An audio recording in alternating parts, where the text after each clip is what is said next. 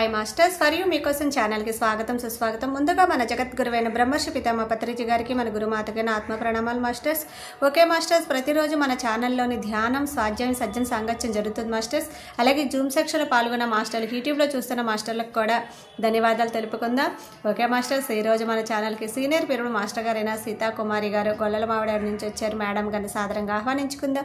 ఈరోజు మేడం చెప్పబోయే టాపిక్ సేతు విజ్ఞానం మాస్టర్స్, మైండ్ పవర్. ఈ గొప్ప ఆత్మజ్ఞానం అందించడానికి మేడం గారికి వెల్కమ్ చెప్తాం మాస్టర్స్. నమస్తే మేడం, వెల్కమ్ మేడం. ఈ గురుభ్యో నమః. ఇంతటి అద్భుతమైన ధ్యానాన్ని, జ్ఞానాన్ని మనకు అందించిన పితామహ అయినటువంటి బ్రహ్మర్షి పత్రిజీ గురుదేవులకి, గురుపత్ని అయినటువంటి స్వర్ణమాల అమ్మకి హృదయపూర్వకమైన ధన్యవాదాలండి. మరియు మీకోసం వారు మనకి చక్కగా యూట్యూబ్ ద్వారా ఈ యొక్క ఆత్మజ్ఞానాన్ని అందిస్తున్నారు.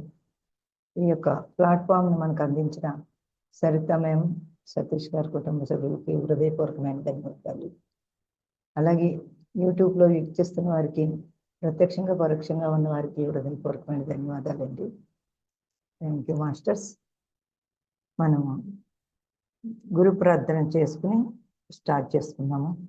యచ్ఛందసాం వృషభో విశ్వరూపః ఛందోభ్యోద్యమృత సంబభూవ సమేంద్రో మేధయా శృణోతు అమృతస్య దేవధారణో భూయాసం శరీరం మే విచర్షణం జిహ్వా మే మధుమత్తమా కర్ణాభ్యాంబూరి విశ్రువం బ్రహ్మణ కోశోసి మేధయా పిహితః శ్రుతం మే గోపాయ. ఓం శాంతి శాంతి శాంతి. నమస్తే అస్తు భగవన్ విశ్వేశ్వరాయ మహాదేవాయ త్ర్యంబకాయ త్రిపురాంతకాయ త్రికాగ్నికాలాయ కాలాగ్నిరుద్రాయ నీలకంఠాయ మృత్యుంజయాయ సర్వేశ్వరాయ సదాశివాయ శ్రీమన్మహాదేవాయ నమః. ఓం శాంతి శాంతి శాంతి. మనం ఈరోజు నమ్మకాలు, స్వప్నాలు గురించి, స్వప్నం అన్నా కలలన్నా ఒకటే అండి, పేరు ఒకే పేరు పడింది. నమ్మకాలు, స్వప్నాలు రెండిటి గురించి ఈరోజు విశేషంగా మనకి సేత్ మాస్టర్ సేతు విజ్ఞానాన్ని మనకు అందించిన మాస్టర్స్కి హృదయపూర్వకమైన ధన్యవాదాలండి. ఎంతో విశేషంగా సూటిగా మనకి సేతు విజ్ఞానాన్ని మనకు అందించారు. దాన్ని తెలుగులో అనువాదం చేసిన వారు వివి రమణ గారు. వారికి హృదయపూర్వకమైన ధన్యవాదాలండి. ఎంతో అద్భుతమైన ఆత్మజ్ఞానాన్ని వివి రమణ గారి ద్వారా మనకి ఈ తెలుగులో అందివ్వడం జరిగింది. ఇక నమ్మకాల గురించి చెప్పుకుందామండి. నమ్మకాలు, మన నమ్మకాలు ఏ విధంగా బిగుసుకుపోయి ఉంటాయో, జీవితంలో మీరు కలిగి ఉన్న కొన్ని బిగుసుకుపోయిన నమ్మకాలు మీ జీవిత గతిని శాసిస్తూ ఉంటాయి. ఆ నమ్మకాల వెంటే మీ జీవితంలో భౌతిక సంఘటనలు ప్రవేశిస్తూ ఉంటాయి. ఏవైతే మీరు గుడ్డిగా నమ్ముతారో ఆ నమ్మకాలే మనకి భౌతిక ప్రపంచంలో మనకి వర్తిస్తూ ఉంటాయి. ఉదాహరణకు, మీరు మానవ జాతి చాలా చెడ్డది అని భావించినట్లయితే దానికి అనుగుణమైన జీవితానుభవాలనే మీరు ఆకర్షిస్తారు. ప్రతిదీ మన నోట్లోంచి వచ్చింది, ప్రతి భావన మనకే ఎదురవుతూ ఉంటాయి. వ్యక్తిగతంగా, సామాజికంగా మానవ జాతిలో మీరు చెడునే చూస్తూ ఉంటారు. మీరు చెడు తలపెట్టే వాళ్ళే మీ వైపు ఆకర్షితులు అవుతూ ఉంటారు. మీరు ఎప్పుడైతే చెడుని భావన చేస్తూ ఉంటామో అలాంటి చెడు విషయాలు కలిగిన వారే మనకి ఆకర్షింపబడతారు. మీరు చెడునే చూస్తుంటారు. మీకు చెడు తలపెట్టే వాళ్ళే మీ వైపు ఆకర్షితులు అవుతూ ఉంటారు.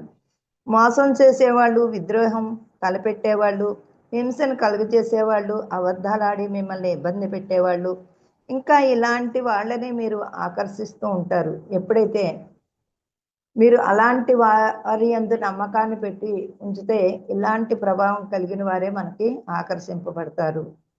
మీరు కూడా అలాంటి వాళ్ళపైన ఆకర్షితులు అవుతూ ఉంటారు. న్యూస్ పేపర్స్, టెలివిజన్, రేడియో, సాహిత్యాల్లో కూడా మానవ జాతిలోని చెడునే గ్రహించడం మీరు చూస్తూ ఉంటారు. టెలివిజన్లోని, పేపర్స్లో, వార్తలు ఇవన్నీ కూడా ప్రతి క్షణము ఎక్కడైతే అన్యాయం జరుగుతుందో, అక్రమం జరుగుతుందో ఇలాంటి వార్తలనే మనము ఎక్కువగా ఆకర్షింపబడుతూ ఉంటాము. మనం ఏదైతే ఆకర్షించుకుంటున్నామో అవే మనకి మన జీవితంలోకి ఆకర్షింపబడతాయి. సాహిత్యంలో కూడా మానవ జాతిలోని చెడునే గ్రహించడం మీరు చేస్తూ ఉంటారు. మీకు తారసపడే ప్రతి వ్యక్తిని చెడు చేసే వ్యక్తిగా అనుమానిస్తూ ఉంటారు. ఎలాంటి వ్యక్తి అన్నా వాళ్ళలో మంచి గుణాలు ఉన్నా కానీ వాళ్ళలో ఉన్న చెడునే ఎక్కువ ఆకర్షింపబడుతూ ఉంటాం కాబట్టి ఆ చెడు కలిగిన వారే మనకి ఆకర్షింపబడతారని ఎన్నో ఉదాహరణల ద్వారా మనకి ఇవ్వడం జరిగింది. మానవుల వల్ల కీడు జరుగుతుందేమోనని భయపడుతూ ఉంటారు. మీ నమ్మకాలను చెడు మానవుల వల్ల కీడు జరుగుతుందేమోనని భయపడుతూ ఉంటారు. మీ నమ్మకాలను చెడువైపే ప్రతి క్షణము కేంద్రీకరిస్తూ ఉంటుంది. జీవిత భాగస్వామిని, కుటుంబ సభ్యులను, సహోద్యోగులను, తన దేశ ప్రజలను అందరినీ చెడుగానే భావిస్తూ ఉంటారు. ఆ నమ్మకాలకు అనుగుణంగా మీ జీవితంలో భౌతిక సంఘటనలు, భౌతిక పరిస్థితులు ఎదురవుతూ ఉంటాయి. ప్రతి దాంట్లోని కూడా మీకు నమ్మక వ్యవస్థ ఏ విధంగా ఉంటుందంటే చెడుగానే మీరు భావన చేస్తూ ఉంటారు. ఎప్పుడైతే ఆ భావనతో మీరు అలాంటి వారిని కలుస్తూ ఉండినా, వారిని భావన చేసినా అవే మీకు ఉంటాయని చెప్పడం జరిగింది. అలాగే ఒక దేవుడి మీద కూడా పూర్తి నమ్మకము, విశ్వాసము ఉంచుతారు. ఆ దేవుడే వచ్చి నా కష్టాలు తీర్చాలి అనే ఒక మూఢనమ్మకం అన్నమాట. ఒకసారి ఆంజనేయ స్వామి భక్తుడు, ఆంజనేయ స్వామి అంటే చాలా ఇష్టం అన్నమాట. ఆయన చాలా శక్తివంతుడు. కానీ ఆ భక్తుడు ఏం చేస్తాడంటే నిరంతరము ఆయన్నే జపిస్తూ ఆయన్ని విశ్వాసంగా నమ్మకం కలిగి ఉంచుతాడనమాట. ఒకసారి వ్యవసాయం చేయడానికి తన రెండెద్దుల బండిని తోలుకుని పొలమే వెళ్తాడు. పొలం వెళ్ళేటప్పుడు అక్కడ చాలా గట్టిగా వర్షం వస్తుందన్నమాట. ఆ చేలో గోతులు గోతులు ఉంటాయి కదా, ఆ దారంతా గోతులు గోతులుగా ఉంటాయి. అలాగే వెళుతున్నప్పుడు ఒక గోతులోకి చక్రం దిగిపోతుంది. దిగిపోయిన వెంటనే ఆ బండి కదలదు. కదలకపోతే ఏం చేస్తాడంటే, నాకు ఆంజనేయ స్వామి అంటే నాకు చాలా ఇష్టము, ఆయన అంటే నాకు పూర్తిగా చాలా నమ్మకము. ఎందుకంటే ఆయన ప్రార్థన చేస్తే చాలు నా కష్టాలన్నీ తీరిపోతాయి. ఇప్పుడు నాకు పెద్ద కష్టం వచ్చింది. ఎందుకంటే ఈ చక్రము భూమిలో కూరెడిపోయింది. దాని నుంచి బయటకు రావాలి అంటే నాకు ఆంజనేయ స్వామి కటాక్షం ఉంది అని కూర్చుని ఆంజనేయ స్వామి దండకం చదువుతూ కూర్చున్నాడట. రోజు అయిపోయింది. ఒక రోజంతా తిండి తిప్పలు మానేసి ఆంజనేయ స్వామి దండకం చదివితే ఆంజనేయ స్వామి ప్రత్యక్షం అవ్వలేదంట. ఆ రాత్రి కూడా ఇంటికి వెళ్ళకుండా గట్టు మీద కూర్చుని అలాగ తెల్లారి కూడా అలాగ దండకం ఆంజనేయ స్వామి దండకం చదువుతూ కూర్చున్నాడట. కానీ ఆంజనేయ స్వామి ఆ భక్తుడి యొక్క బాధ చూడలేక ప్రత్యక్షమయ్యాడట. ఏమిటి నాయనే, ఏంటి నీ బాధ ఏంటి? నువ్వు నిన్నటి నుంచి నా నామాన్ని జపిస్తూ నన్ను గురించి దండకం చదువుతున్నావు, నా మీద అంత నమ్మకం కలిగి ఉన్నావు, అసలు నీ బాధ ఏంటి అని అంటే, నా బండి చక్రము భూమిలో కూరెడిపోయింది, దాన్ని బయటికి తీయాలి అంటే నీ శక్తి తప్పించి ఎవరి శక్తి దానికి పని చేయదు, అందుకని మిమ్మల్నే నేను పిలుస్తున్నాను, ప్రార్థిస్తున్నాను అని అంటే, అప్పుడు ఆంజనేయ స్వామి అన్నాడట, నీకు కొంత శక్తి ఉంది కదా, భగవంతుడు నీకు శక్తిని ఇచ్చాడు కదా, నీ శక్తిని ఉపయోగించి నీ శక్తికి సాధ్యం కాకపోతే నువ్వు నమ్మిన భగవంతుడు వచ్చి సహాయం చేస్తాడు.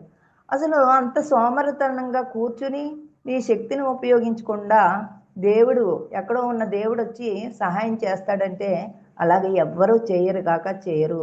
నీకు తగిన శక్తి భగవంతుడు నీకు ఇచ్చాడు కాబట్టి నీ ప్రయత్నము నువ్వు చెయ్యి. ముందు నీ ప్రయత్నం చేస్తే ఆ తర్వాత నీకు సాధ్యం కాకపోతే నేను వచ్చి ఆ ప్రయత్నాన్ని పూర్తి చేస్తాను అని చెప్పాడట.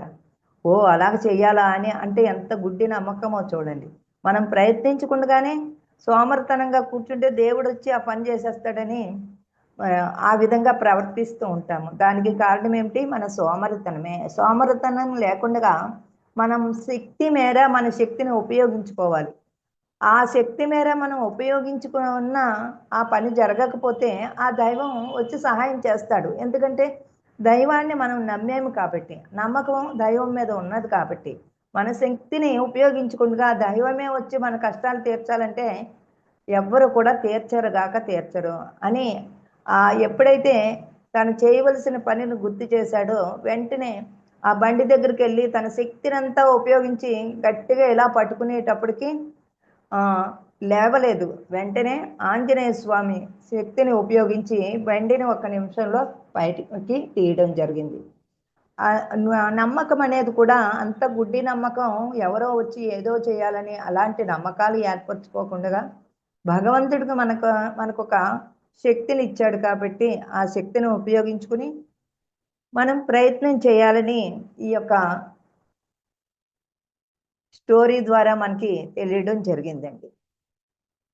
ఇక్కడ ఇంకొక ఉదాహరణ తీసుకుందాము. నా జీవితం నిరాశామయము, నేను చేపట్టే ఏ పని కూడా అర్ధరహితంగా ఉంటుంది అని మీరు బిగుసుకుపోయిన నమ్మకం ఏర్పరచుకున్నప్పుడు అందుకు అనుగుణంగా మీకు మీ జీవితానుభవాలు ఎదురవుతూ ఉంటాయి. ఎందుకంటే నేనేమీ చేయలేను, అసక్తుని, నేను ఏ వ్యాపారం పెట్టినా నాకు కలిసి రావట్లేదని, ఏదో 1-2 వ్యాపారాలు కలిసి రాకపోతే జీవితకాలం అంతా కలిసి రావని సోమరితనంతో కూర్చుని దేవుణ్ణి ప్రార్థన చేస్తూ దేవుణ్ణి నమ్మాను కదా, ఆ దేవుడే నన్ను కాపాడుతాడని ప్రయత్నమే చేయకుండా కూర్చుంటే అలాంటి ప్రయత్నాలేమి మీకు సాగవు. ఇక అటువంటి స్థితిలో మీకు ఎదురయ్యే ప్రతి సంఘటనలోనూ నిరాశ ధోరణిని కనబరుస్తారు. మీ జీవితాన్ని అర్థహీనంగా భావిస్తూ ఎమోషనల్గా ఉద్రేకపడిపోతూ ఉంటారు. ఎందుకంటే అనుకున్నవన్నీ జరగట్లేదని భావోద్రేకాలతో ఎప్పుడైతే ఉంటారో తనకి అనారోగ్యమే వస్తుంది, శారీరకంగా బాధలే ఎదురవుతూ ఉంటాయి. ఈ ధోరణిలో మిమ్మల్ని మీరు మానసికంగా శారీరకంగా హింసించుకుంటుంటారు. మీ కుటుంబ సభ్యులను, మీతో పరిచయం ఉన్న వాళ్ళను కూడా మానసికంగా శారీరకంగా హింసపడుతూ ఉంటారు. వారికి ఉన్న ఆ మానసికమైన బాధల్ని ఆ కుటుంబ సభ్యుల్లోని వారి యొక్క ప్రభావం చూపిస్తూ ఉంటారు. వారి స్నేహితుల మీద కూడా వారు ఏదో పలకరించినా వారి మీద భావోద్రేకాలతో విరుచుకుపడుతూ ఉంటాము. అక్కడ మనశ్శాంతిని కోల్పోతూ ఉంటారు. అటువంటి నిస్పృహలతో కూడిన ధోరణి గల మీరు మానసిక శారీరక రుగ్మతను ఆహ్వానించడమే కాకుండా ఇతరులకు కూడా వాటిని వ్యాప్తి చేస్తూ ఉంటారు. ఎందుకంటే మీకేదో శాంతి లేకపోతే అందరి మీద విరుచుకుపడడం వల్ల ఏమవుతుంది, శారీరకంగా అనారోగ్యాలు రావడానికి మనమే మన అపనమ్మకంతో అవన్నీ ఏర్పరచుకుంటున్నాము. నెగిటివ్ ధోరణి గల ఈ బిగుసుకుపోయిన నమ్మకాలను ఒక పట్టిక రూపంలో వ్రాసుకుని వాటి పట్ల జాగరూకత వహించి పుష్కలమైన అవకాశాలతో కూడిన జీవితం, ఎవరి వాస్తవానికి వారే సృష్టికర్తలు అనే దృక్పథం లాంటి బలమైన నమ్మకాలను ఏర్పరచుకుని మీ జీవిత గమనాన్ని మార్చుకోండి అని చెప్తున్నారు. అలాంటి ఉద్రేక భావాలు మీలో ఎక్కడి నుంచి పుడుతున్నాయో అని రోజు జీవితంలో ఏ విధంగా నా ప్రవర్తన, నా ఆలోచన, నా మాటలు ఏ విధంగా నా లోపల నుంచి వస్తున్నాయో ఒక పుస్తకం మీద రాసుకోండి. ఆ పుస్తకం మీద రాసుకున్న తర్వాత తను ఏ విధంగా ప్రవర్తిస్తున్నాడో తనకు తెలుస్తుంది. కానీ తను ఆ విధంగా ప్రవర్తించినట్టు ఎవరో గుర్తించి చెప్పినా మనం నమ్మం కాబట్టి నువ్వే ఎలా ప్రవర్తిస్తున్నావో నీ జీవితాన్ని ఒక పుస్తకం మీద, పేపర్ మీద పెట్టు. ఏ రోజు నీ ఆలోచనలు, నీ బిహేవ్, ఎవరితో ఎలా మాట్లాడుతున్నావో అవన్నీ ఒక పేపర్ మీద పెడితే నువ్వు ఏ విధంగా ప్రవర్తిస్తున్నావో నీకు తెలిసిపోతుంది. అప్పుడు సరిదిద్దుకోవడానికి, ఇవన్నీ నీకు ఎదురవడానికి కారణం ఎవరో అనే నీకు అర్థమైపోతుంది. నీ వాస్తవానికి నువ్వే సృష్టికర్తవని. అలా బలమైన నమ్మకాలను ఏర్పరచుకుని మీ జీవిత గమనాన్ని మార్చుకోండి. ఆ విధంగా మిమ్మల్ని మీరు జడ్జి చేసుకుని మీ గమనాన్ని మార్చుకోండి. దాని మీద బలమైన నమ్మకం పెట్టుకోండి. మీ యొక్క శక్తి మీద మీరు బలమైన నమ్మకాన్ని పెట్టుకుంటే మీలో మార్పు అనేది ఖచ్చితంగా వస్తుంది. అనేక సార్లు మీ నెగిటివ్ ఆలోచనలను స్మరించుకోవాల్సిన అవసరం లేదు. ఎప్పుడు జరిగిపోయినాయి ఆ నెగిటివ్ ఆలోచనలే. గతం ఎందుకంటే ఏదో జరిగిపోయింది. ఎన్నో నష్టాలతో, కష్టాలతో జీవితం అంతా జరిగిపోయింది. కానీ ఇప్పుడు బాగున్నప్పుడు కూడా జరిగిపోయినవన్నీ పదే పదే తలంచుకుంటూ జీవితాన్ని ఇంకా దుఃఖమయం చేసుకోవడము అది అర్ధరహితము. మీ జీవిత గమ్యాన్ని మీరే మార్చుకోండి. ఎరుకుతో, ప్రతి క్షణము ఎరుకుతో, ఎలాగ నేను ఆలోచన చేస్తున్నానని. అనేక సార్లు మీ నెగెటివ్ ఆలోచనలను స్మరించుకోవాల్సిన అవసరం లేదు. ఇంక జరిగిపోయింది. అది తలంచుకున్నంత మాత్రాన జరిగిపోయింది. మళ్ళీ తిరిగి రాదు. కానీ ఈ వర్తమానంలో ఎలా జీవించాలో అనే ఆలోచన విధానాన్ని, నీ మీద నీకు నమ్మకాన్ని ఉంచుకుని, ఆ జీవితాన్ని నువ్వే మార్చుకోగలిగే శక్తి నీ దగ్గర ఉంది. మీకు ఏమి కావాలో, ఏ విధంగా మీ భౌతిక అనుభవాలు ఉండాలో అన్నీ పాజిటివ్‌గా ఉండేటట్లు ఆలోచన ధోరణిని కలిగి ఉండండి. ఇక నుంచి ఈ జీవితము, ఈ వర్తమాన జీవితం ఎలా ఉండాలో మీరే సృష్టించుకోవాలి. అంత శక్తి సామర్థ్యాలు మీ దగ్గర ఉన్నాయి కాబట్టి, నిదానంగా మీ జీవితం ఏ విధంగా ఉండాలో అని పాజిటివ్‌గా ఆలోచన ధోరణి కలిగి ఉండండి. మీ బలమైన నమ్మకాలన్నీ పాజిటివ్‌గా ఉండేటట్లు చేసుకోండి. మీ నమ్మకాలన్నీ కూడా పాజిటివ్‌గా ఉండేలాగా మీ మీద మీకు నమ్మకం కలిగి ఉంచుకోండి ప్రతి క్షణము కూడా.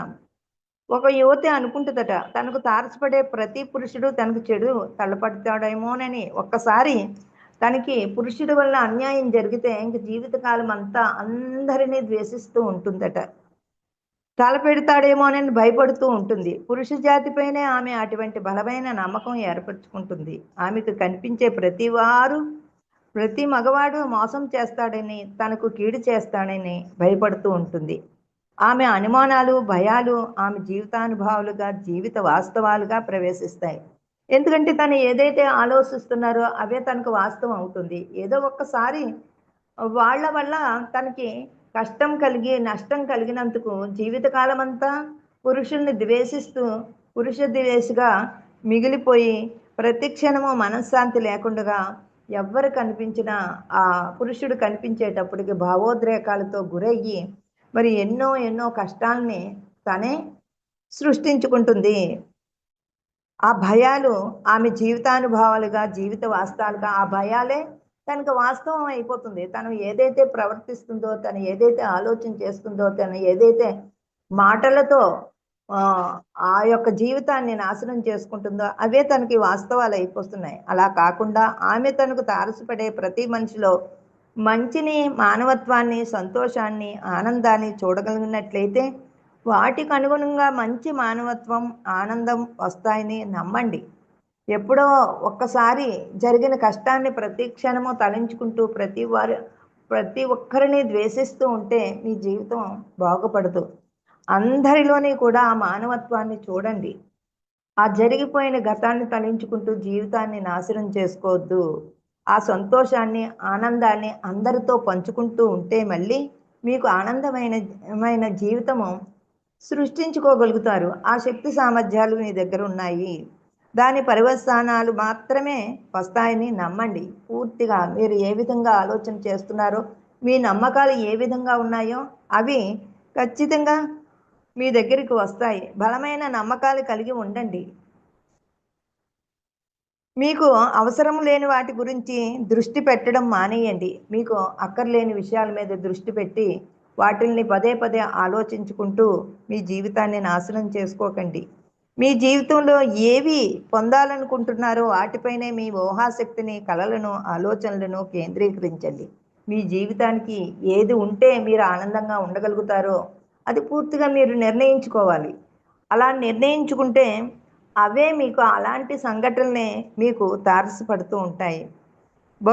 భౌతిక సంఘటనలు, జీవితానుభవాలు ఏ విధంగా, ఎవరి ద్వారా, ఎప్పుడు జరుగుతాయనే విషయాన్ని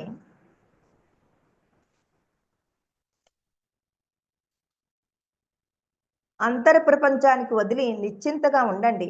మీరు ఒక సంకల్పం చేసుకోండి. మీకు ఎలాంటి సంఘటనలు ఉంటే మీరు ఆనందంగా ఉంటారో ఒక్కసారి మనసులో హృదయపూర్వకంగా అనుకుంటే మళ్ళీ ఫలితాన్ని గురించి ఆశించకుండానే అంతర ప్రపంచానికి ఎప్పుడైతే మనం దివ్యమైన ఆలోచనలు అందిస్తామో అవి మనం ఎదురు చూడకుండానే మన బాహు ప్రపంచంలో ఆ ఆనందాలన్నింటినీ కూడా మనం పొందగలుగుతాము. వాటి గురించి మీరు చింతపడద్దు, నిశ్చింతగా ఉండండి. మీకు ఏది కావాలో అది జరుగుతుందనే ఆశించండి. నాకు జరగదు, నేను దురదృష్టం అని ఇలాంటి నెగిటివ్ మాటలు, నెగిటివ్ ఆలోచనలు ఆలోచించొద్దు. ఎప్పుడూ పాజిటివ్గా ఉండండి. ఖచ్చితంగా అంతర్ప్రపంచం నీ ఆలోచన విధానాన్ని బట్టే మీకు ప్రతి అందివ్వడానికి సిద్ధంగా ఉంది. ప్రపంచం దాన్ని మనం ఎలా ఉపయోగించుకుంటే అలాగే ఉపయోగపడుతుంది, ఇస్తుందనే బలమైన నమ్మకంతో ఊహించుకోండి, కలలు కనండి. అంత నమ్మకం ఊహించుకుని కలల కంటే మీ జీవితం ఆనందమయమవుతుంది. భౌతిక సంఘటనలు వాటి పర్యవసానాలు జీవితానుభవాలుగా చెప్పబడతాయి. ఒక వ్యక్తి ధన సంపార్జన జీవిత ధ్యేయంగా భావిస్తాడు. ధన సంపార్జనతోనే జీవితంలో సంతోషం, ఆనందం లభిస్తాయని అతను చాలా బలంగా నమ్ముతాడు. బలంగా నమ్మి ధన సంపాదన మీదే ధ్యాస అంతా పెడతాడు. కానీ సంపాదిస్తాడు. సంపాదించినంత ధనం ఉన్నంత మాత్రాన అతనికి శాంతి వస్తుంది, ఆనందం వస్తుంది అనేది మీరు ఎప్పుడూ ఆశించకండి. ధన సంపాదనలో ఆనందం వస్తుందని, మనశ్శాంతి వస్తుందని ఆశించొద్దు. దానివల్ల ఏదో అందరికన్నా గొప్పగా ధనం సంపాదించానని తృప్తి పడుతున్నావేమో, కానీ అసలైన ఆనందం మాత్రం ఆ సంపాదనలో నీకు దొరకదు. కానీ నువ్వు అనుకున్నావు సంపాదించాలి, అందరికన్నా గొప్ప ధనవంతుడు అవ్వాలి అని. పూర్తిగా నువ్వు ఆ ధనం సంపాదించాలని పూర్తిగా నమ్మావు, నమ్మకం కలిగి ఉంచుకున్నావు కాబట్టి ధనం వచ్చింది. అతని జీవితంలో భౌతిక సంఘటనలు ఎదురవుతూ ఉంటాయి. ఆ నమ్మకాల వల్ల ధన సంపాదనతోనే జీవితంలో సంతోషము, ఆనందము లభిస్తాయని అతను బలంగా నమ్మకాలను కలిగి ఉంటాడు. అతని నమ్మకాలకు అనుగుణంగా అతని జీవితంలో భౌతిక సంఘటనలు ఎదురవుతుంటాయి. వాటి తాలూకు పర్యవసానాలు కూడా అతను అనుభవంలోకి తెచ్చుకుంటాడు. ఆయనకి ఆ ధన సంపాదన వల్ల, అంటే పూర్తిగా నేను ధనం సంపాదించగలను అని నమ్మకం పెట్టుకుని దాని వెంట పడతాడు, ఇష్టపడతాడు, దాని వెంట పడతాడు. కాబట్టి ధనం సంపాదించుకుంటాడు. కానీ దానివల్ల తనకు ఆరోగ్యము, మనశ్శాంతి, ఆనందం అనేవి కోల్పోతూ ఉంటాడు. ఎందుకంటే ఆధ్యాత్మిక సంపద లేదు, ఆయనకు ప్రాపంచికమైన సంపదనే ఇష్టపడ్డాడు. కాబట్టి అవి వచ్చినంత మాత్రాన్ని నీకు ఆనందము, ఆరోగ్యము ఇస్తాయని, మనశ్శాంతి ఇస్తాయని కోల్పోతావు. కానీ వాటి వల్ల నీకు అవి దొరుకుతాయంటే అది ఉట్టి భ్రమ మాత్రమే. ఆ భ్రమల నుంచి బయటికి రా. నువ్వు ప్రాపంచికమైన సంపద ఎంత అవసరమో అంత సంపాదించుకుని, కానీ ఆ సమయం అంతా నువ్వు ఆధ్యాత్మిక సంపదను సంపాదించుకుంటేనే నువ్వు ప్రతి క్షణము ఆనందంగా, ఆరోగ్యంగా, శాంతిగా, మనశ్శాంతిగా జీవించగలుగుతావని చెప్తున్నారు. మానవ జాతి చైతన్య పరిణామం అనేవి అతని జీవితానుభవాలుగా ఉండవు. అతని జీవితం అసంపూర్తిగానే ఉంటుంది, సంపూర్ణంగా ఉండదు. ఎందుకంటే సగమే మనకి ఆనందాన్ని ఇస్తుంది అని అనుకుంటాము, కానీ అది క్షణికమైన ఆనందమే. డబ్బు సంపద అనేది క్షణికమైన ఆనందమే. ఆ ఆనందము శాశ్వతమైంది కాదు. మీరు ఎప్పుడూ వెలితిగానే ఉంటారు. పర్యవసానంగా దుఃఖం అనేది జీవితానుభవంగా వెంటాడుతూనే ఉంటుంది. జీవితానుభవాల్లో ఆధ్యాత్మికత కొరవడితే అశాంతి, దుఃఖము మిమ్మల్ని వెంటాడుతుంటాయి. ధనమే సర్వస్వాన్ని భావించే వ్యక్తికి ఆధ్యాత్మికత అలవడదు. ఎందుకంటే అదే ధ్యేయంగా పెట్టుకున్నాడు. ఆ ధన సంపాదన ధ్యేయంగా పెట్టుకున్నాడు, అది వచ్చింది. దానితో పాటు ఆధ్యాత్మిక సంపదను కూడా ధ్యేయంగా పెట్టుకుంటే అది కూడా వస్తుంది. ఎందుకంటే మన అంతర్ప్రపంచము ఏది కావాలని తీవ్రంగా నమ్మకంగా కోరతామో అది అందివ్వడానికి ఎప్పుడూ సిద్ధంగా ఉంటుంది.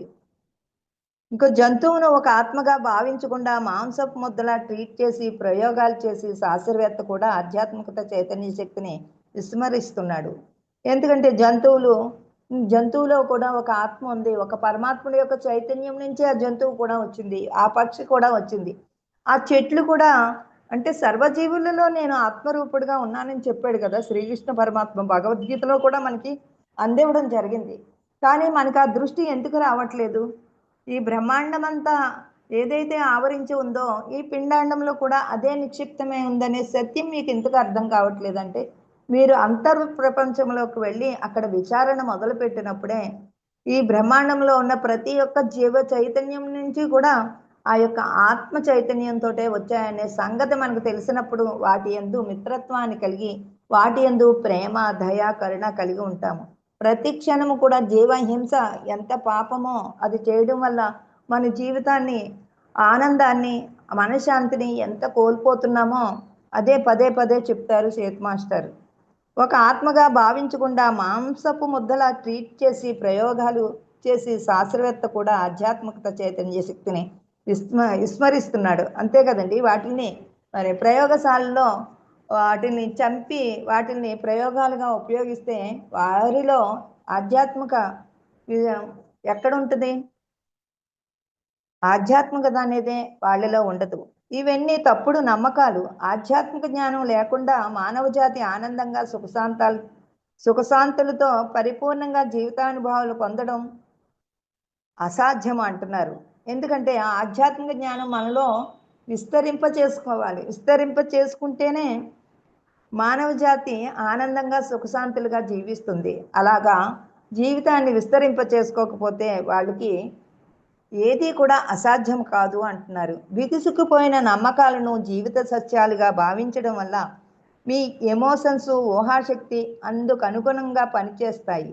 ఆ నమ్మకానికి అనుగుణంగా భౌతిక సంఘటనలను ఆకర్షించడం, దానికి అనుగుణంగా రాణించడం జరుగుతుంది. కానీ మీరు పూర్తిగా మీ మీ ఎమోషన్స్, మీ ఊహాశక్తిని ఉపయోగించుకుని మీ నమ్మకాన్ని పూర్తిగా కలిగి ఉంటే అక్కడ మీరు చేసే తప్పు పని కూడా జరుగుతుంటుంది. ఎందుకంటే ఏదన్నా మీ అంతర్శక్తి అందిస్తూ ఉంటుంది. అంతరంగంలో ఉన్న అనంతమైన శక్తి మీరు ఏది ఉపయోగించుకోవాలని, ఒక దొంగోడు దొంగతనం చేయడానికి ఆ శక్తిని ఉపయోగించుకుంటే అది సక్సెస్ చేసేస్తుంది. దానికి విచక్షణ జ్ఞానం తెలీదు, అది మంచి అది చెడు అని.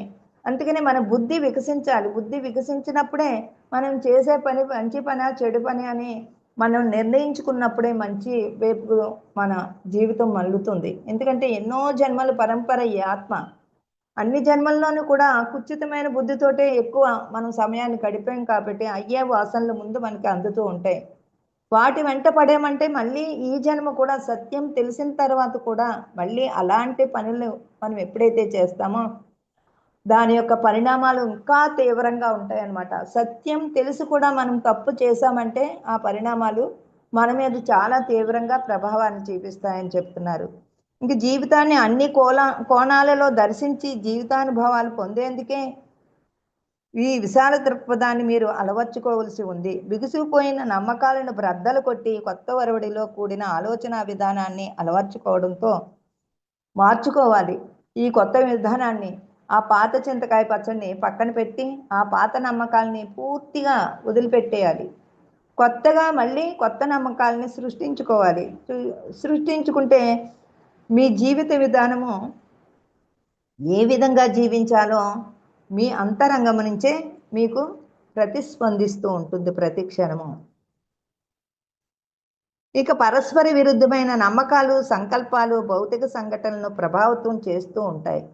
ఒకేసారి పరస్పర విరుద్ధమైన ఆలోచనలు, సంకల్పాలు, భయాలు మీ నుండి వెలువడుతుంటాయి. నేను ఆరోగ్యంగా ఉండగలను, నా దేహంలో అపారమైన శక్తి ఉంది అని ఒకవైపు నమ్ముతూ ఉంటారు.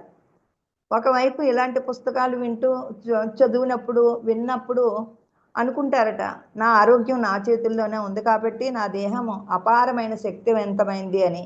మళ్ళీ ఒకవైపు ఇలా అనుకుంటూ ఎవరో ఒకరు వచ్చి మన నమ్మకాన్ని వమ్ము చేసేస్తారన్నమాట. నమ్ముతూ మరోవైపు డాక్టర్ల దగ్గరికి వెళ్ళకపోతే వ్యాధులు నయం కావు అని నమ్ముతూ ఉంటారు. మళ్ళీ ఇంకొక పక్క ఎవరో చెప్పిన మాటల్ని విని ఒక పక్క నాలో ఎంతో శక్తివంతమైన శక్తి ఉంది, ఎలాంటి అనారోగ్యాన్నైనా తగ్గించుకోగలిగే గొప్ప విద్యుత్ అయస్కాంత తరంగాలలాగా నాలో ఉన్న ఆ శక్తిని నేను పొంది నా అనారోగ్యాన్ని నేను నయం చేసుకోగలను అని అనుకుంటాము.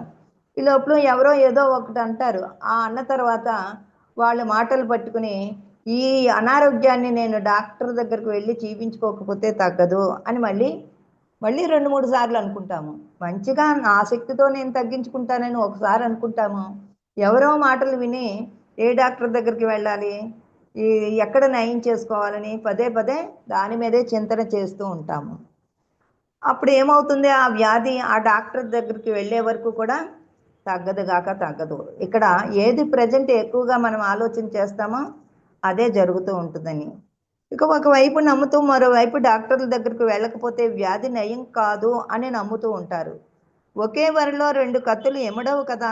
ఈ 2 పరస్పర విరుద్ధమైన నమ్మకాల్లో ఏది బలమైనది అయితే అదే భౌతిక సంఘటనగా వాస్తవం చెందుతుంది. ఎందుకంటే బలంగా మీరు మీ శక్తి మీద విశ్వాసము, నమ్మకము తెచ్చుకోకుండా బయట వాళ్ళ మీద, బయట డాక్టర్ల మీద మీరు విశ్వాసాన్ని ఎప్పుడైతే పెంచుకున్నారో అదే ఆ బలమైన నమ్మకమే మీకు అవుతుంది. ఏది బలమైందో అయితే అదే భౌతిక సంఘటనగా వాస్తవ రూపం చెందుతుంది. ఒక వ్యక్తి తనకు అన్ని విధాలుగా నచ్చని జీవితము భాగస్వామి దొరుకుతుందని ఒకవైపు నమ్మకం కలిగి ఉంటూ, మరొక వైపు ఎన్నో విధాలుగా తన భాగస్వామి ఎలాంటి వాడొస్తాడో, బయట వాళ్ళ యొక్క మరి జీవిత విధానం ఎలా ఉంటుందో, నిజంగా మంచోడేనా లేకపోతే ఏవైనా చెడు అలవాట్లు ఉన్నాయా అని పదే పదే ఆలోచన చేస్తూ ఉంటాం. దేనికైతే మన ఆలోచన ఎక్కువగా స్పందిస్తూ ఉంటుందో అలాంటి సంఘటనలే మీకు ఎదురవుతూ ఉంటాయి. మీరు ఎప్పుడూ పాజిటివ్ ఆలోచనలతోనే ఉండాలి అని ఇన్ని ఉదాహరణలు చెప్పడం జరుగుతుంది. ఎందుకంటే మన మనసు పదే పదే పదే చింతన చేస్తూ ఉంటుంది. అది విచక్షణ జ్ఞానం కలిగినప్పుడు మాత్రమే మనం పాజిటివ్ ఆలోచనలే ఎక్కువగా మనం క్రియేట్ చేస్తూ ఉండాలి ఎప్పుడూ కూడా. ఒక్క నెగిటివ్ ఆలోచన వచ్చిన నెగిటివ్ ఆలోచనకి ఎక్కువ శక్తి ఉంటుందండి. నెగిటివ్ ఆలోచనే ఎక్కువ తరంగాలుగా స్ప్రెడ్ అవుతూ ఉంటుంది. అందుకని మనం ఒక్క ఆలోచనతోటి మొత్తం సంపాదించుకున్న ఈ యొక్క పాజిటివ్ అన్నీ కూడా ధ్వంసం చేయగలిగే శక్తి ఒక నెగిటివ్ ఆలోచనకు ఉంటుంది. కానీ ప్రతి క్షణము ఎరుగుతూ ఉండి మన లోపల నుంచి ఆ ఆలోచన విధానం ఏ విధంగా జరుగుతుందో మనకు అంతరంగంలోనే మనకు తెలిసిపోవాలి. అది బయటకు వచ్చిందంటే మనకు వాస్తవం అయిపోతుంది. అదే మీరు గుర్తుపెట్టుకోవాలి. అందుకే పదే పదే సేతు మాస్టర్ గుర్తు చేస్తూ ఉంటారు. సందేహాన్ని కలిగి ఉంటారు. వీటిలో ఏది బలమైనదో అదే భౌతిక సంఘటనగా మీకు ఎదురవుతుంది. మీరు ఎక్కువగా బలంగా దేనినైతే మీరు నమ్ముతూ మాటల ద్వారా పలుకుతూ ఉంటామో ఆ సంఘటనలే మనకి ఎదురవుతూ ఉంటాయి. ఇక రెండవ ఆలోచన బలహీనమైనది కనుక అది దాని శక్తిని అపారంగా ఒకానొక డైమెన్షన్ గల తలంలో వాస్తవాన్ని పొందుతుంది. మీలో కలిగే పరస్పర విరుద్ధమైన నమ్మకాలు, ఆలోచనలు కూడా మీ జీవితానుభవాలను శాసిస్తూ ఉంటాయి. ఎందుకంటే పరస్పరము మంచిగా ఆలోచిస్తాము, చెడుగా ఆలోచిస్తాము. ఈ రెండు రకాలుగా ఆలోచన చేసినప్పుడు ఏది ప్రజెంట్ ఎక్కువగా ఉంటుందో దాన్ని జరిపించేస్తుంది. అంతర ప్రపంచము అంత శక్తివంతమైనది. మీ జీవితంలో ఎదురయ్యే అన్ని సవాళ్ళను, సమస్యలను ఎదుర్కోగల శక్తి, జ్ఞానం మీలోనే ఇమిడి ఉంది. ఎన్నో సవాళ్ళని మనము పుచ్చుకుని వచ్చాము ఈ భూమి మీదకి. ఎందుకంటే నేను సాధించగలను, ఎన్ని కష్టాలు వచ్చినా, ఎన్ని సమస్యలు వచ్చినా నేను ఈ భూమి మీదకి వెళ్ళి అవన్నీ అధిగమించి నా యొక్క అంతర ప్రపంచంలో ఉన్న అనంతమైన జ్ఞాన సంపదని తెలుసుకుని నేను ఈ జీవుడిగా వచ్చిన నేను దేవుడిగా మారుతానని ఉన్నత లోకంలోనే సవాల్ చేసి వచ్చాము. ఆ సవాల్ని మర్చిపోయి దుఃఖంతో, బాధలతో ఎందుకు వస్తున్నాయి, నాకు ఇవన్నీ ఎందుకు ఎదురవుతున్నాయని బాధలు పడుతూ ఉన్నాము. కానీ మనమే కావాలని కోరుకుని తెచ్చుకున్నాము సవాల్ చేసి. అవన్నీ మనము మర్చిపోయాము. మళ్ళీ ఎప్పుడైతే ఆధ్యాత్మిక ప్రపంచంలోకి మనము పయనిస్తామో చేసిన సవాళ్ళన్నీ మన అంతర ప్రపంచం నుంచి గుర్తు కలిగి ఉంటాము. గుర్తు చేస్తూ ఉంటుంది. నువ్వు చేసుకున్న సవాళ్ళే, నువ్వు ఎంచుకున్న జీవితమే ఈ జీవితం అంతా. నీ సమస్యలకి, కష్టాలకి ఎవరూ కారణం కాదు అని నీ అంతటి నువ్వు తెలుసుకునే వరకు ఎవరు చెప్పినా నమ్మము కాక నమ్మము. మీరు కలిగి ఉన్న ఆలోచనలు, సంకల్పాలు, ఆశలు, కోరికలతో మీ దేహము యొక్క ఆరోగ్యం ముడిపడి ఉంది. మీ దేహం యొక్క ఆరోగ్యం అంతా కూడా మన ఆలోచనలు, మన ఆశలు, మన కోరికలతోటే ముడిపడి ఉన్నది. కానీ ఎవరో కూడా మన జీవితంలోకి కావాలని వచ్చి మనల్ని బాధ పెట్టి మన జీవితాన్ని నాశనం చేయరు. ప్రతిదీ కూడా మీ ఆలోచనే, మీ భావనే, మీ కోరికలే. మీలో ఉత్తేజితం, ఉత్సాహము, ఆనందము కలిగి మీ దేహం కూడా అందుకు అనుగుణంగా స్పందిస్తుంది. మీరు ఎప్పుడు ఏది ఎదురైనా, ఎలాంటి సంఘటనలు ఎదురైనా ఎప్పుడు ఉత్సాహంగా, ఆనందంగా అందరితో కలిసి మెలిసి సర్వజీవకోటితో మిత్రత్వాన్ని కలిగి ఉంటే మీ జీవితం, మీ దేహం కూడా అంతకు తగ్గ మీ ఆలోచన విధానాన్ని బట్టి అనుగుణంగా స్పందిస్తూ ఉంటుందట. మన దేహం కూడా ఎప్పుడు ఉత్సాహంగా, ఆనందంగానే, ఎలాంటి నిరాశలు, నిస్పృహలు కలగకుండా ఎప్పుడు అందరితో కలిసిమెలిసి ఉండగలుగుతాము.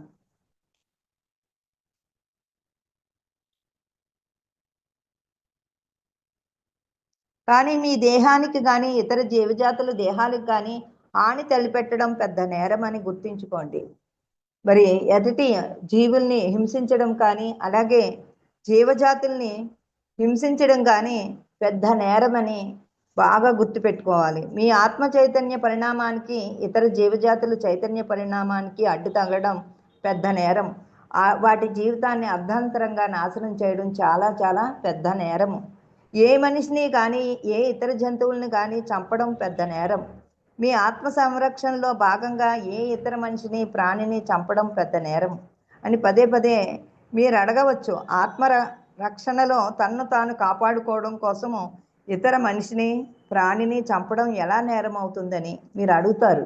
కానీ నా యొక్క ఆత్మ సంరక్షణ కోసము అవి అడ్డుగా ఉంటే నేను చంపడం అది నేరం ఎలాగవుతుందని అడుగుతున్నారట. కానీ అది ముమ్మాటికి నేరమే. తన ఆత్మ సంరక్షణకు వేరే మార్గాలు ఉన్నాయి. మానసికంగా, ఆధ్యాత్మికంగా అనేక మార్గాలు ఉన్నాయి. తనపై దాడి జరుగుతుందనే భయము లేదా నమ్మకం మీపై దాడి జరిగేటట్లు చేస్తుంది. మీరు దేని మీదైతే దాడి చెయ్యాలి అని ఒక నమ్మకాన్ని ఏర్పరచుకున్నారో అవి మీ మీదకి దాడికి వస్తాయి. ఏ జంతువు ఏ మనిషి కూడా ఊరికినే మీ మీద దాడి చేసి మిమ్మల్ని చంపాలని, మిమ్మల్ని బాధ పెట్టాలని ఎవరో అనుకోరు. అని మీ ఆలోచనలే మీకు ఎదురవుతూ ఉన్నాయి. ఆ విధంగా వాస్తవాన్ని సృష్టించుకున్నారు. భౌతిక వాస్తవంలో ఉన్న మెకానిజం మీకు అర్థమైతే మీపై దాడి జరిగే ప్రశ్నే లేదు. మీరు సరైన విధంగా మీ ఆలోచన విధానం ఉంటే మీ మీద మనుషులు కానీ జీవజాతి కానీ ఎవ్వరు కూడా దాడి చేసే ప్రయత్నమే ఉండదు. ఇక మీరు జీవితాన్ని సాహసంగా తీసుకున్నప్పుడు చాలా పటిష్టంగా ఉంటుంది. సాహసంగా తీసుకోండి మీ జీవితాన్ని. కేవలం సాహసవంతులే తన జీవితాలలో ఆనందాన్ని నింపుకోవడమే కాకుండా ఇతరుల జీవితాల్లో కూడా ఆనందాన్ని నింపగలుగుతారు. సో ఒక సాహసంగా తీసుకోవాలండి మన జీవితాన్ని. అప్పుడే మనం ఆనందంగా ఉంటాము, ఇతరులను కూడా ఆనందింపజేయగలుగుతాము, ఆనందాన్ని నింపగలుగుతాము. జీవితాన్ని ఒక సాహసంగా భావించే వాళ్ళు మాత్రమే ఇతర జీవజాతులను చైతన్య శక్తితో నిండిన ఆత్మలుగా భావిస్తారు. ఆ విధమైన సాహసంగా ఉన్నవాళ్ళు మాత్రమే జీవజాతులను కూడా వాటి యొక్క చైతన్య శక్తిని, అవి కూడా చైతన్య శక్తిని పొందడానికే కదండి భూమి మీదకి వచ్చాయి. అవి కూడా మనతో పాటు జీవించడానికే వచ్చాయి. కానీ వాటిని చంపే హక్కు ఎవరిచ్చారు? వారి యొక్క జీవ చైతన్యాన్ని నిలబెట్టకుండా అర్ధాంతరంగా చెప్పే శక్తి మీకు ఎవరిచ్చారు అని అడుగుతున్నారు. జంతుజాతి చైతన్య పరిణామం చెందడంలో భాగంగా ఒక జాతి జంతువు ఇంకొక జాతి జంతువును చంపి తినివేయడం జరుగుతుంది. ఈ ప్రక్రియ ప్రకృతి సమతుల్యంలో ఒక భాగం. కానీ మానవ జాతి చైతన్య పరిణామంలో ఒక ప్రాణిని చంపడం అంటే మీ చైతన్య పరిణామాన్ని చంపుకోవడమేనని మీకు తెలియపరుస్తున్నాము. ఎందుకంటే మానవుడు అంటే ఎంతో చైతన్య శక్తిని నింపుకుని 84 లక్షల జీవరాశులు ఎత్తి మానవ జన్మ తీసుకున్నాము. ఇంత గొప్ప చైతన్య పరిణామం కలిగిన మనము జీవజాతుల కంటే అవి ఒక జంతువు చంపుకునే ఆ సృష్టిలోనే పెట్టాడు భగవంతుడు. అంతేగాని మానవుడు ఇతర జంతువులను చంపడము, మనిషిని చంపడము అనేది మానవ జన్మ తీసుకున్న తర్వాత చాలా చాలా హీనమైన ఆలోచన. మీకు తెలియపరుస్తున్నాను, పదే పదే ఎందుకు తెలియపరుస్తున్నానంటే అంత గొప్ప చైతన్య శక్తిని కలిగి ఈ భూమి మీదకి మీరు జన్మ తీసుకుని వచ్చారు. దేనికోసం వచ్చారనే విషయాన్ని మీరు ప్రతిక్షణం గుర్తు తెచ్చుకోవాలి. ఇప్పటికే ఎన్నో జన్మలు మానవ జన్మకు వచ్చి కూడా ఎన్నో జన్మలు వ్యర్థమైపోయినాయి. ఎందుకంటే జ్ఞానము లేక. ఇప్పుడు జ్ఞానాన్ని విస్తరింప చేసుకోవడానికి ఒక సద్గురువు ద్వారా మనకి ఇంత జ్ఞానం అందుతుంది. ఇన్ని పుస్తకాల యొక్క జ్ఞానాన్ని మనం అందుకోగలుగుతున్నాము. ఇప్పుడు అందుకున్న తర్వాత కూడా మీ ఆలోచన విధానం మారకపోతే, ఎందుకంటే మన కుటుంబంలోనే మనము ఆ సాకారులుగా తయారు చేయలేకపోతున్నాము. ఎందుకంటే మన శక్తి పరిణామాన్ని పెంచుకోవాలి. మన సంకల్ప శక్తిని కూడా పెంచుకుంటే మన కుటుంబాన్నన్నా పరిపూర్ణంగా తయారు చేసుకోగలిగే శక్తి మన దగ్గర ఉంది. పదే పదే మనము సంకల్ప శక్తితో ఈ హింసాతత్వం నుంచి ప్రతి ఒక్కరిలోని మార్పు రావాలని సంకల్పం పెట్టుకుంటే ఖచ్చితంగా మార్పు వస్తారు. అబ్బే వాళ్ళు కుదరదు, వాళ్ళు అలాగే ఉంటారని మనం సరిపుచ్చుకుంటే దానివల్ల కూడా మనము సంపాదించుకున్న శక్తి తరిగిపోతుంది అని చెప్తున్నారు.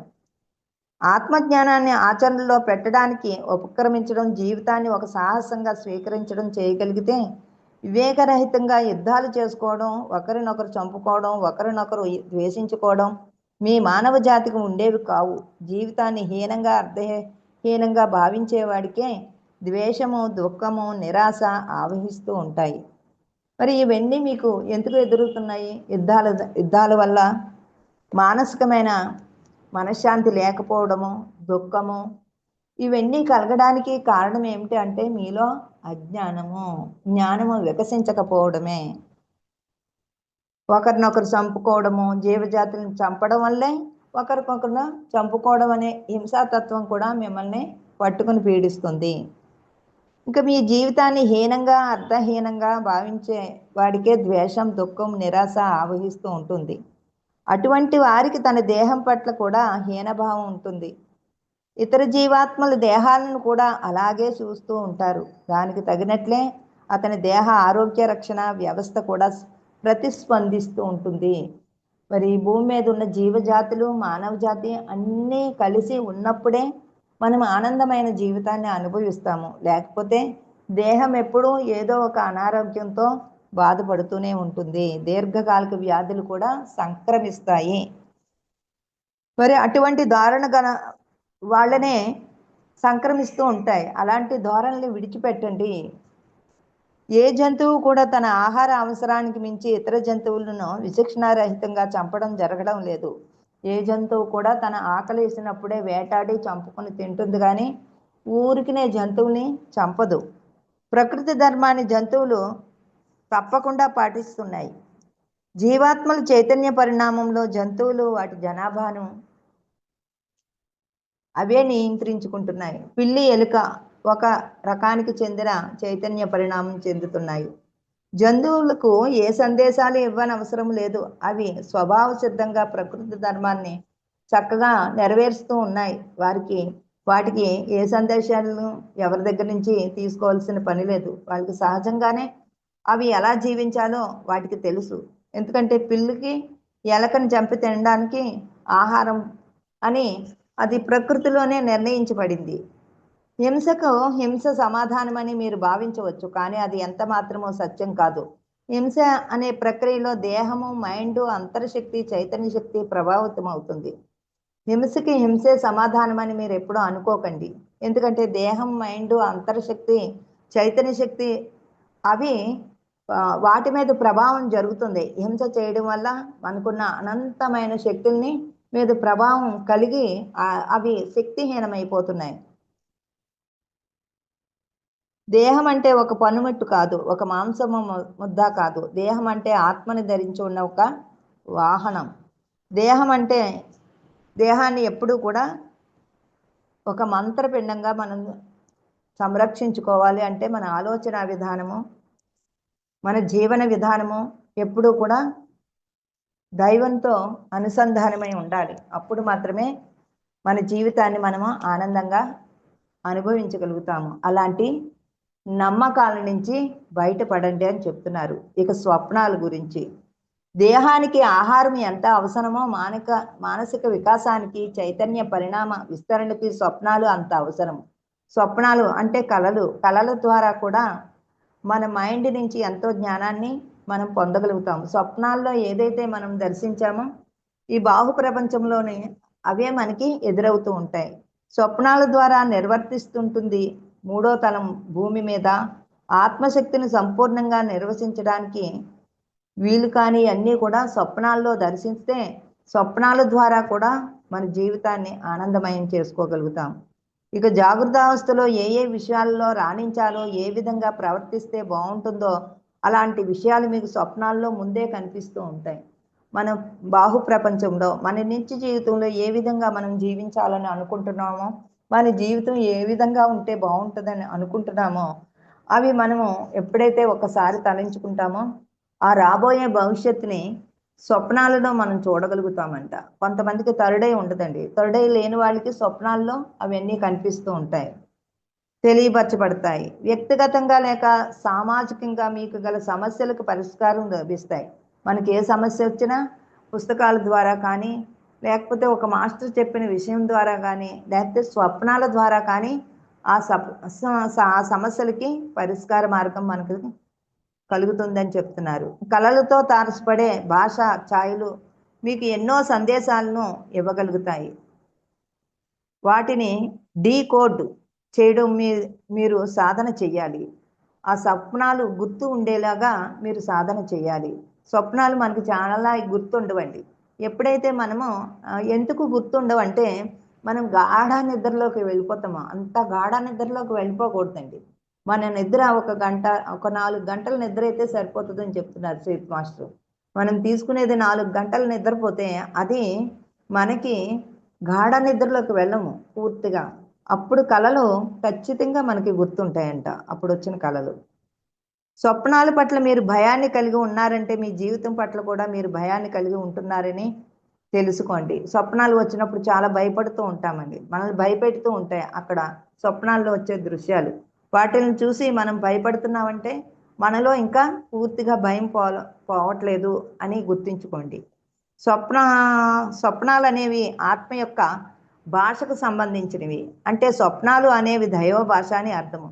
స్వప్నాలు దైవ భాష అంట. ఆ భాష మనం అర్థం చేసుకోవాలంటే మన ఆత్మశక్తిని పెంచుకున్నప్పుడు మాత్రమే ఆ స్వప్నాల్లో వచ్చే దృశ్యాలు కానీ, అక్కడ వాడే భాష కానీ మనకి అర్థమవుతుంది. కానీ స్వప్నాల ద్వారా తెలియజేసే కమ్యూనికేషను అన్ని జీవాత్మలకు చేరవేయబడుతుంది. స్థూలంగా కానీ, సూక్ష్మంగా కానీ స్వప్నాలు అనే కమ్యూనికేషన్ వ్యవస్థ ద్వారా మానవ జాతి అన్ని జీవజాతులతో నిద్రావస్థల యందు సంబంధాన్ని కలిగి ఉంటుంది. నిద్రావస్థలో మాత్రమే అన్నీ ఈ ప్రకృతిలో ఉన్నాయి, ఆ బ్రహ్మాండంలో ఉన్నవి అన్నిటితో కమ్యూనికేషన్ ఏర్పడుతుందట.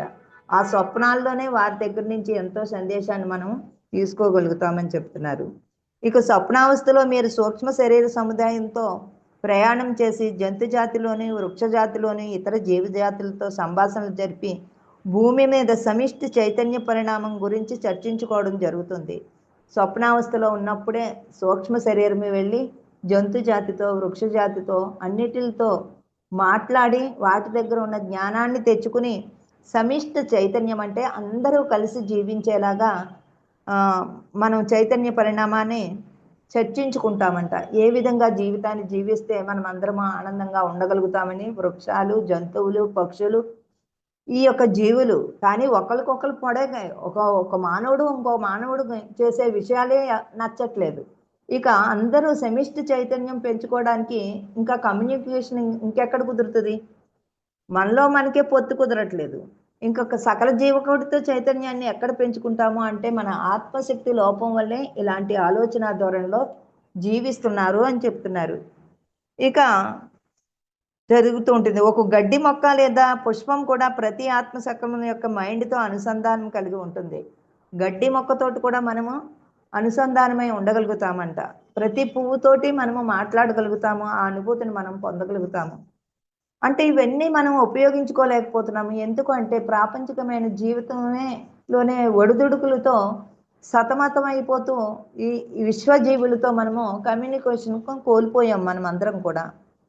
ఇతర లోకాలతో అనుసంధానము, ఇతర లోకాల నుండి జ్ఞాన సముపార్జన, శక్తి సముపార్జన అంతా కూడా స్వప్నాల ద్వారా జరుగుతూ ఉంది. స్వప్నాల ద్వారానే ఎక్కువ ఇతర లోకాల నుంచి అనంతమైన జ్ఞాన సముపార్జన, శక్తి సముపార్జన మనం పొందుతూ ఉంటామంట. మీ మేధస్సును స్వప్నాలు విస్తరింపజేస్తున్నాయి. జాగృతావస్థలో మీ సమస్యలకు, మీ సందేహాలకు స్వప్నాల ద్వారా సందేశాలు అందుతున్నాయి. స్వప్నాల ద్వారానే మీకు అన్నీ అందుతున్నాయి. మీరు ఏదన్నా ఒకటి మామూలుగా ఇప్పుడు అనుకుంటామండి, ఆ తర్వాత అవి ఖచ్చితంగా స్వప్నాల్లో వెళ్ళి కలుసుకుంటాము ఆ వ్యక్తుల్ని. మామూలుగా ఈ బాహు ప్రపంచంలో చేయలేని పనులు కొన్ని స్వప్నాల్లో మనము దర్శించగలుగుతాము, వారితో కమ్యూనికేషన్ చేయగలుగుతాము. స్వప్నాల ద్వారా జాగృతావస్థకు సంబంధించిన భౌతిక జీవితం యొక్క భవిష్యత్ దర్శనం కూడా జరుగుతుంది. ఈ భవిష్యత్తును కూడా ఎలా జీవించాలి అనే మనము క్రియేట్ చేసుకోగలుగుతామంట. స్వప్నాలు ద్వారా మాత్రమే జాగృతావస్థ అంటే స్వప్నాల ద్వారా మనకి ఎవరైతే మనకి వారితో కమ్యూనికేషన్ జరిగిందో వారు మనము భవిష్యత్తులో కూడా ఏ విధంగా జీవించాలో అన్నీ మనకి అర్థమవుతాయంట. ఏ కళలోనైనా శాస్త్రాలలోనైనా నిష్ఠాతులు కావాలంటే జాగృతావస్థలో పొందే జ్ఞానం ఒక్కటే సరిపోదు. స్వప్నావస్థ నుండి మరి అంతర ప్రపంచం నుండి పొందే జ్ఞానం తోడైనప్పుడు ఆ కళలో లేదా ఆ శాస్త్రంలో నైపుణ్యం జరుగుతుంది. ఎందుకంటే మనము ఒక కళ నేర్చుకోవాలంటే ఈ జాగృతావస్థ అంటే ఈ మెలకుతో ఉన్నప్పుడు చేసే పని కన్నా కూడా మనకి ఆ కళలన్నీ ఆ స్వప్నావస్థలో కూడా మనకి ఎంతో ఉపయోగపడుతూ ఉంటాయంట. వాటిల్ని మననం చేస్తూ ఉంటే అవి తొందరగా ఆ మైండ్‌లో రికార్డ్ అవుతాయి అని చెప్తున్నారు. మీ నైపుణ్యం అంతా పెరుగుతుంది. ఎంత నైపుణ్యం పెరుగుతుందో. ఇంకా ఐన్‌స్టీన్ ఐన్‌స్టీన్ గణిత మరి భౌతిక శాస్త్రాల్లో ఐన్‌స్టీన్ గొప్ప మేధావి కాదు. ఆయన ఏం గొప్ప మేధావి కాదు. ఆయనకన్నీ కూడా స్వప్నాల నుంచే ఆ జ్ఞానమంతా అందుతూ ఉండేదట ఐన్‌స్టీన్‌కి. తన పరిశోధన అంతా స్వప్నాల్లోనే చేశారట. అతని స్వప్నాల నుండే వచ్చింది. గణితం మరి భౌతిక శాస్త్రాల్లో ఐన్‌స్టీన్ గొప్ప మేధావి. మామూలుగా గొప్ప మేధావి ఏమీ కాదు. కానీ అపరిమితమైన జ్ఞానము ఆయన స్వప్నాల ద్వారా సమాధి స్థితిలో, ధ్యాన స్థితిలో ఉన్నప్పుడు సమాధి స్థితిలోనే ఆయన యొక్క సైంటిఫిక్‌గా ఎన్నో నిరూపించడం జరిగింది ఐన్‌స్టీన్. జాగ్రత్తావస్థలో ఆత్మ పురోగతి మరి జ్ఞాన సముపార్జన గోరంత అయితే, స్వప్నావస్థలో ఆత్మ పురోగతి మరి జ్ఞాన సముపార్జన కొండంత ఉంటుంది. మనం భౌతికంగా చేసే ప్రతీది కూడా గోరంతే మనం చేయగలుగుతామంట. కానీ మనకి సమాధి స్థితిలోని స్వప్నావస్థలోనే కొండంత జ్ఞానాన్ని మనము అందుకోగలుగుతామని చెప్తున్నారు. జాగ్రత్తావస్థలోనే జీవితానుభవాలు పొందుతూ జ్ఞాన సముపార్జన జరుగుతుందనే భావించడం పొరపాటు. అంటే ఈ యొక్క జాగ్రత్తావస్థలోనే మనం ఇవన్నీ పొందేస్తున్నామని అనుకుంటున్నాము. అవన్నీ కరెక్ట్ కాదు. మీరు అనుకునే ఏమీ కరెక్ట్ కాదు. అవన్నీ కూడా అంతర ప్రపంచం నుంచే మీకు అన్నీ అందుతున్నాయి. స్వప్నావస్థలో కూడా జాగ్రత్తావస్థ కంటే కూడా లక్షల రెట్లు పురోగతి ఉంటుంది. స్వప్నావస్థ నుంచి కూడా మనకి ఎంతో జ్ఞాన సమపార్జన ఉన్నతంగా అందుతూ ఉంటుంది. అట్లాగని దేనిని విస్మరించడానికి వీల్లేదు. ప్రతి అనుభవాన్ని కూడా మీరు తీసుకోవాలి. ఇదేదో వచ్చిందిలే అని తేలికగా కొట్టి పారడేయకుండా దానిని కూడా మీరు తీసుకోవాలి. ఇంకా బాహు జీవితం గోరింత మరి మీ అంతర్ జీవితం కొండంత. బాహు ప్రపంచంలో ఒక జీవిత కాలానికి సరిపడా జీవితానుభవాలు జ్ఞానాన్ని స్వప్నావస్థలో 1 గంట నిడివిగల కలల్లో పొందవచ్చు. అంటే మీకు స్వప్న ప్రపంచం ఎంత విస్తారమైందో అర్థమవుతుందా? బాహు ప్రపంచంలో ఒక జీవితానికి సరిపడా జీవితానుభవాలంట. ఒక జీవితానికి సరిపడగా జీవితకాలం అంతా అందుకునేవి స్వప్నావస్థలో 1 గంటలో మనం ఆ జ్ఞానాన్ని పొందగలుగుతామంట. అక్కడ అందించేది మనం ఎరుకుతో ఉండాలి. స్వప్నావస్థలో కూడా ఎరుకుతో ఉన్నప్పుడు అంత జ్ఞానాన్ని మనకి అందిస్తుందట. మన జీవితకాలం అంతా సంపాదించుకోవడానికి ఇచ్చే కాలానికన్నా 1 గంట కాలంలోనే స్వప్నావస్థ నుంచి అనంతమైన జ్ఞానాన్ని మనం పొందగలుగుతాము. కేవలం జాగ్రత్తావస్థలోనే జీవితాన్ని మాత్రమే పరిగణనలోకి తీసుకుంటే మీరు పొందే జీవితానుభవాలు బహు స్వల్పము. జీవితాన్ని ఉన్నతమైన డైమెన్షన్లోకి దేహం యొక్క ఆరోగ్య స్థితి జాగ్రత్తావస్థలో కంటే స్వప్నావస్థలో వేల రెట్లు మెరుగుపడుతూ ఉంటుంది. మన అనారోగ్యం కూడా స్వప్నావస్థలోనే ఎక్కువ మెరుగుపడుతూ ఉంటుంది. జాగ్రత్తావస్థలో కన్నా స్వప్నావస్థలోనే ఎక్కువ మనము ప్రతిదీ కూడా ఆరోగ్య విషయం ఏంటి, జ్ఞానం విషయం ఏంటి, మనం ఏమన్నా చదువుకున్నవి కూడా మన స్వప్నావస్థలోనే బాగా జాగృతం అవుతూ ఉంటాయని చెప్తున్నారు. ఇంకా మనము ఏది నేర్చుకున్న కళలు కూడా అవన్నీ స్వప్నావస్థలోనే ఎక్కువ జాగృతం అవుతాయని. స్వప్నాలు కేవలం మానసికమైనవి కావు. బాహు ప్రపంచంలో అంటే 3వ తలంలో భౌతిక సంఘటనలు, భౌతిక వస్తువులు ఎలా సృష్టించాం అదే మాదిరిగా స్వప్నావస్థలో కూడా భౌతిక సంఘటనలు, భౌతిక వస్తువులను సృష్టించుకోగలుగుతాము. మనం బాహు ప్రపంచంలో ఎలాగైతే మనకు కావలసినవి సృష్టించుకోగలుగుతున్నామో స్వప్నావస్థలో కూడా మనం ఎన్నో క్రియేట్ చేయగలుగుతాము. ఈ స్వప్నాల గురించి, కళల గురించి ఎంతోమంది పరిశోధన చేశారండి. పరిశోధన చేస్తే తేలింది ఏంటి అంటే మన బాహు ప్రపంచంలో కన్నా కూడా స్వప్నావస్థలోనే మనకి ఎక్కువ జ్ఞానాన్ని పొందగలుగుతున్నాము. అప్పుడు వచ్చే కళలన్నింటినీ కూడా అవి గుర్తు పెట్టుకోవడానికి మనము ఎప్పుడైతే ట్రై చేస్తూ ఉంటామో ఆ జ్ఞానం అంతా మనకు అందుతూ ఉంటుంది. ఇంకా స్వప్నావస్థలోని సంఘటనలు కూడా భౌతిక సంఘటనలుగా అభివర్ణించాల్సి వస్తుంది. స్వప్నాల్లో జరిగినవి భౌతికంగా కూడా మనకి అనుభవపూర్వకంగా మనకి అందుతూ ఉంటాయంట. ముందే మనం స్వప్నంలో చూస్తాం జరగబోయేది. అది మన బాహు ప్రపంచంలో ఖచ్చితంగా ఆ అనుభవం కలుగుతుంది. ఎంచేతంటే జాగ్రత్తావస్థ మరియు స్వప్నావస్థల్లో సంభవించే భౌతిక సంఘటనల స్వరూపము, స్వభావము ఒకే విధంగా ఉంటుంది. అంటే స్వప్నావస్థలో వచ్చేవి ఈ భౌతికంలో వచ్చేవి ఒకేలా ఉంటాయి, కానీ స్వప్నావస్థలో ఒక ముందు రోజునే మనకు తెలిసిపోతూ ఉంటుందన్నమాట. ఈ భౌతికంలో వచ్చే సంఘటనలు మనకి ముందు రోజే స్వప్నావస్థలో మనకి ముందే తెలిసిపోతూ ఉంటాయి. కాకపోతే జాగృతావస్థలో భౌతిక సంఘటనలు చైతన్య శక్తి సంయోగంలో భౌతిక పదార్థంతో ముడిపడి ఉంటాయి. మరి స్వప్నావస్థలో పదార్థం యొక్క స్వరూపము, స్వభావము ఇతర డైమెన్షన్స్ పరంగా వేరే ప్రామాణికతలు కలిగి ఉంటుంది. ఎందుకంటే స్వప్నాల్లో నుంచి వచ్చే జ్ఞానం అంతా కూడా ఇతర డైమెన్షన్స్ నుంచి ఆ యొక్క ఉన్నత మాస్టర్స్ దగ్గర నుంచి అందుకునే జ్ఞానము కలిగి ఉంటుంది స్వప్నావస్థలో.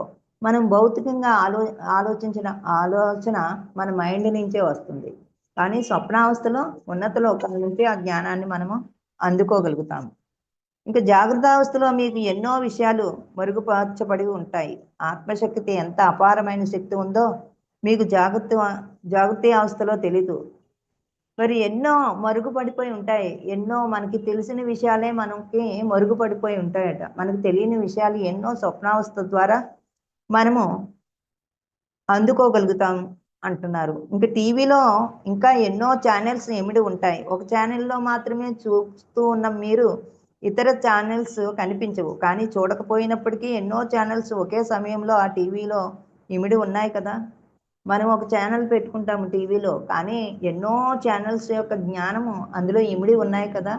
అలాగే మన నిత్య జీవితంలో అందుకునేది 1% మాత్రమే, కానీ మనలో కూడా టీవీ ఛానల్స్ టీవీలో ఎన్నైతే ఉన్నాయో అన్నీ మనలో కూడా ఉన్నాయట. అవి అంతర ప్రపంచంలో, అవి స్వప్నాల ద్వారా మనకి కనిపిస్తూ ఉంటాయి గమనిస్తే. మిగతా ఛానల్స్ టీవీలో నడవడం లేదు, అదంతా మిథ్య అని ఊహించినట్లయితే, అబ్బే నేను ఒకటే చూస్తున్నాను, ఆ టీవీలో ఇంకేమీ లేవు అని అనుకుంటే అది కరెక్ట్ కాదు కదా. అలాగే మన నిత్య జీవితంలో జీవించే జీవితమే కాదు, ఇంకా ఎన్నో లోకాలతో మనకి కమ్యూనికేషను కలిగి ఉన్నాము. అవన్నీ స్వప్నావస్థలోని అంతర్ ప్రపంచము అంటే సమాధి స్థితిలోని మనకి అవన్నీ వారందరి దగ్గర నుంచి కూడా అనంతమైన జ్ఞానాన్ని మనం పొందగలుగుతాము. ఇంకా స్వప్నావస్థలో ఆత్మశక్తి, మనోశక్తి అపరిమితమైన శక్తిని కలిగి ఉంటాయి. కాలం, దూరం అనే చట్రంలో ప్రమేయం లేకుండా ఆత్మశక్తి అనుభవాలను పొందగలుగుతుంది. ఎందుకంటే దానికి టైము, కాలం అనే పరిమితులు ఏమీ ఉండవండి. స్వప్నావస్థలోని సమాధి స్థితిలో మనోశక్తుల ద్వారానే అవి దానికి అదుపు ఉండవు. ఎప్పుడు ఏ కాలము నిరంతరము కూడా అవి కమ్యూనికేషన్ కలిగి ఉంటాయి. కాబట్టి ఆ ఆత్మశక్తి ఎప్పుడు, మనోశక్తి ఎప్పుడు కూడా అపరిమితంగా ఉండదు. అపారమైన శక్తి కలిగి ఉంటాయి అవి ఎప్పుడు కూడా. ఇక స్వప్నావస్థ ఒక జీవితానికి సరిపడా జీవితానుభవాలను సంబంధించిన జ్ఞానం, సందేశాలు ఇస్తాయి. మన జీవితానికి సరిపడి అంత జ్ఞానాన్ని అందిస్తూ ఉండడానికి సిద్ధంగా ఉన్నాయట మన స్వప్నాలన్నీ కూడా. వాటిల్ని ఎలా ఉపయోగించుకోవాలో మీ ఆత్మశక్తి ద్వారా సాధ్యమేనని మీకు సందేశము ఇవ్వబడుతుంది. మీరు ఏదైనా సాహసంగా ఎన్నో సాహసమైన కృత్యాలు మనం చేస్తూ ఉంటాము, పోటీల్లో పాల్గొంటూ ఉంటాము. అవన్నిటిని కూడా మనము ఆ స్వప్నావస్థలో ముందే దర్శించగలుగుతాము. ఎందుకంటే మనం విశ్వసిస్తే, మన మీద పూర్తిగా నమ్మకం ఉంచి విశ్వసిస్తే అవి మన స్వప్నావస్థలో ముందే చూడగలుగుతాము.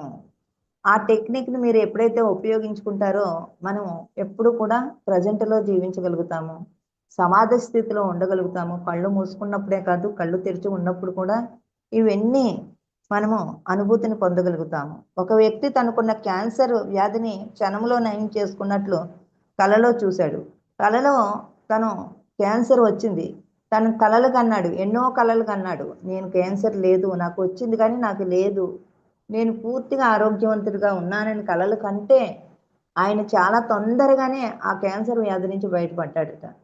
అలాగ కొన్ని మనము కలలు కంటూ ఉంటే అవి మనకి జీవితంలో ఎంతో ఎంతో ఉన్నతిని తీసుకొస్తాయని మనకి ఈరోజు నమ్మకాల గురించి, స్వప్నాల గురించి ఎంతో అద్భుతంగా సేత్ మాస్టర్ ఈ జ్ఞానాన్ని ఇచ్చారండి. ఇంతటి అద్భుతమైన ఈ జ్ఞానాన్ని తెలుసుకునే భాగ్యాన్ని అందించిన పితామహ అయినటువంటి బ్రహ్మర్షి సుభాష్ పత్రిజీ గురుదేవులకి మరియు మీకోసము ఛానల్ వారు అందిస్తున్న ఈ యొక్క గొప్ప జ్ఞానాన్ని యూట్యూబ్లో వీక్షిస్తున్న వారికి, మరి ప్రత్యక్షంగా పరోక్షంగా ఉన్నవారికి కూడా హృదయపూర్వకమైన ధన్యవాదాలండి. Thank you masters, thank you. Thank you madam, thank you so much madam. For you మీకోసం మన ఛానల్కి వచ్చి ఎంతో గొప్ప ఆత్మజ్ఞానం అందించిన సీతాకుమారి గారికి ధన్యవాదాలు తెలుపుకుందాం మాస్టర్స్. అలాగే మాస్టర్స్ ప్రతినిత్యం ఎరుకతోటి ధ్యానం, స్వాధ్యాయం, సజ్జన సాంగత్యం చేద్దాం మాస్టర్స్. అందరి చేత చేద్దాం మాస్టర్స్. వైజాగ్కి మెగా పిరమిడ్ రావాలని పరమ గురువుల కోరిక, పత్రిగారి కోరిక, పత్రి మేడం కోరిక. మనమందరం సంకల్ప ధ్యానం చేసి వైజాగ్కి మెగా పిరమిడ్ వచ్చేలా చేద్దాం masters. Thank you masters. Thank you.